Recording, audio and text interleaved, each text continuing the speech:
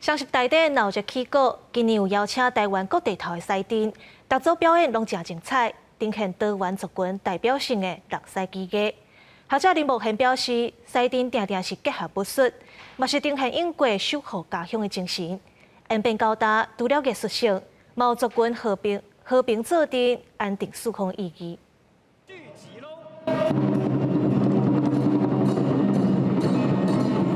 双十台顶闹热起鼓，今年8大团体同齐组成赛阵表演，其中台南本演了调形宫金赛阵和云林北港老土山艺阵，拢是订立无形文化资产的保存团体。台南调形宫金赛阵有100多年的历史，为着双十特别出动有80多年历史的开基赛组和第2代、第3代赛组做伙来演出，让大家看宋江山的棍法脚步。从即阵就是我所讲的，这写习作的吼，写做的，无前头已经差不多80当左右。迄个郑秋静即阵吼是阮2代赛组，即阵是3代赛组，这第3代的梁王武帝特别率领我们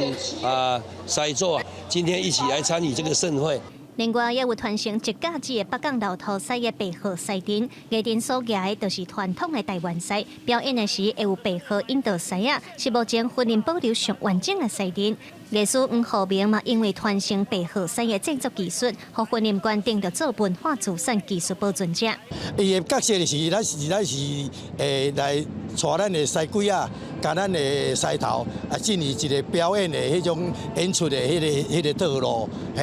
等于就是讲2只白鹤一公一母，伫咱头前赛阵的头前做一个引导。今年以赛阵护台湾的主题，呈现台湾多元族群的艺阵。研究传统民俗和艺术的学者林木贤也讲，赛阵定定结合武术，其实也是呈现英国守护家乡的精神。每一个庄头呢，伊爱有家己的赛阵，佮爱练武。若拄到冤家相拍的时阵呢，出动变做是咱的这个部队。今仔日呢，咱伫遮表演。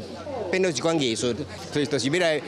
甲上好的这个人赛技艺呢，呈现到所有的民众。过去台湾历史上，因为无共族群对立冲突，发展出各种赛阵武阵，演变到今才有多元精彩的艺阵。来自台湾各地的赛阵，除了庆祝双十、安定民心，嘛毋望国泰民安。记者卢尚如、郑俊佑台北报道。